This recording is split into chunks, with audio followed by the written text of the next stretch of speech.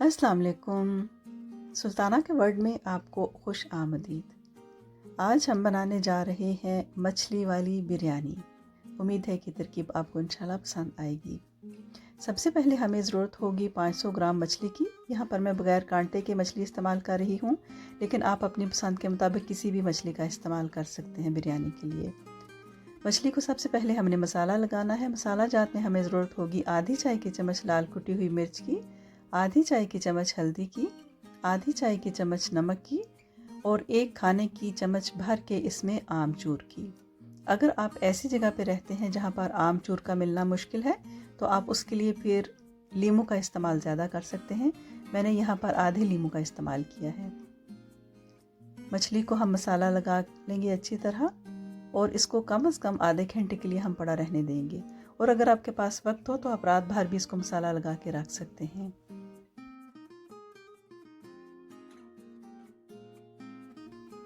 उसके बाद हम 500 ग्राम चावल लेके तो इनको अच्छी तरह धोने के बाद कम से कम आधे घंटे के लिए गीला कर देंगे।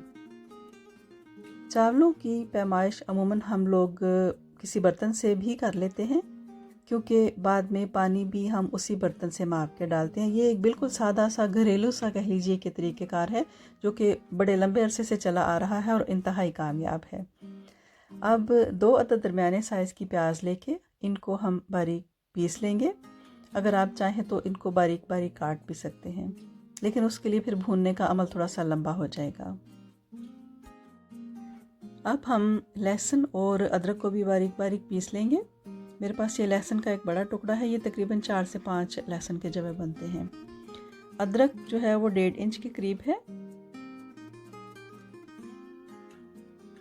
अब एक फ्राइंग पैन में 5 से 6 खाने के चम्मच हम तेल के डाल लेंगे और इसमें अपनी मसाला लगी हुई मछली को फ्राई कर लेंगे।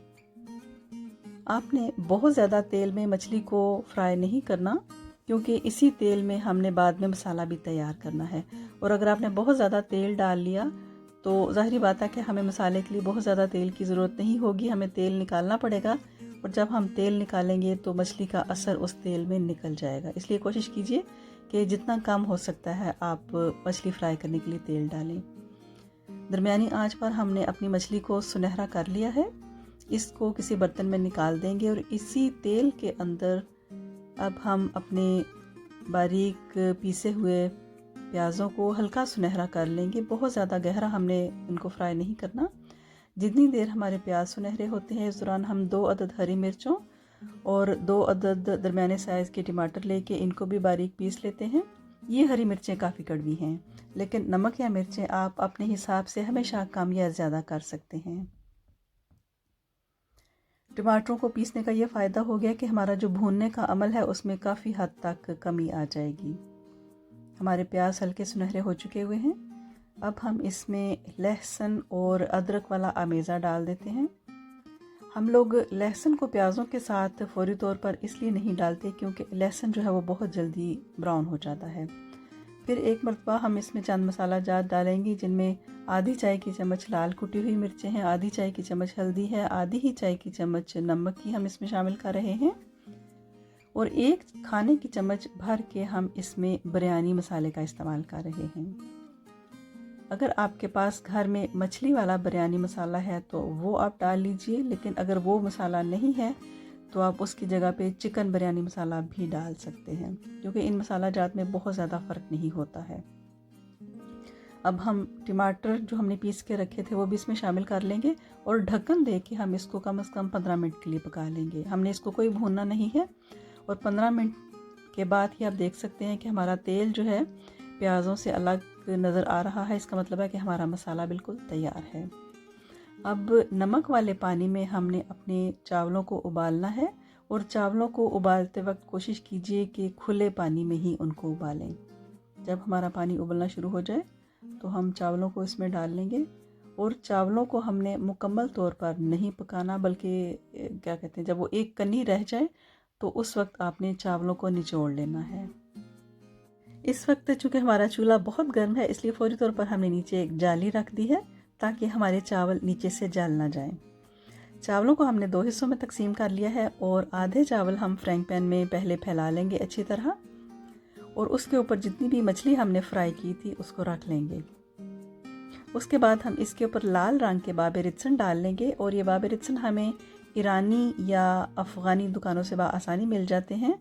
एक ड्राई फल है जो कि खट्टा मीठा सा इसका जायका होता है, इंतहाई लजीज। जितना भी मसाला हमने तैयार किया था सारा हम मछली के ऊपर डाल देंगे, और इसमें ताज़ा कटा हुआ धनिया और ताज़ा कटा हुआ जो डिल है यानी जो सोए है वो भी डाल देंगे, और लीमू के बारीक बारीक कतले भी हम इसमें शामिल कर देंगे।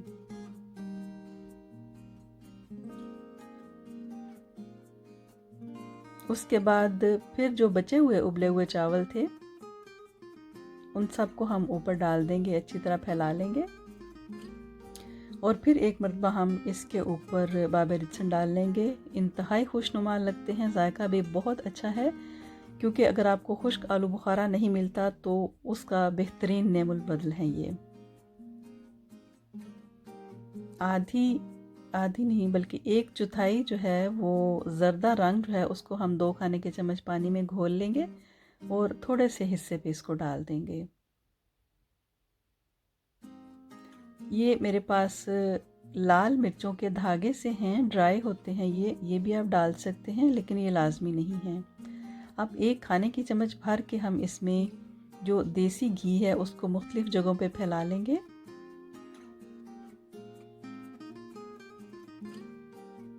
और फिर एक मरतबा हम लीमू के बारीक कतले इसके ऊपर सजा देंगे। हरा धनिया और जो सोए हैं वो भी हम डाल लेंगे, और ढक्कन दे के हम इसको कम से कम 15 मिनट के लिए दम पर पड़ा रहने देंगे। 15 मिनट बाद हमारी बिरयानी इंशाल्लाह तैयार हो जाएगी। और अगर आप चाहते हैं कि आप बिरयानी वाला जो बर्तन है उसको डायरेक्ट ही अपने खाने की मेज़ पे ले जाएं, तो उसके लिए एक और हल भी है, वो ये कि आप अवन पॉट के अंदर ही अपनी बिरयानी को दम दें।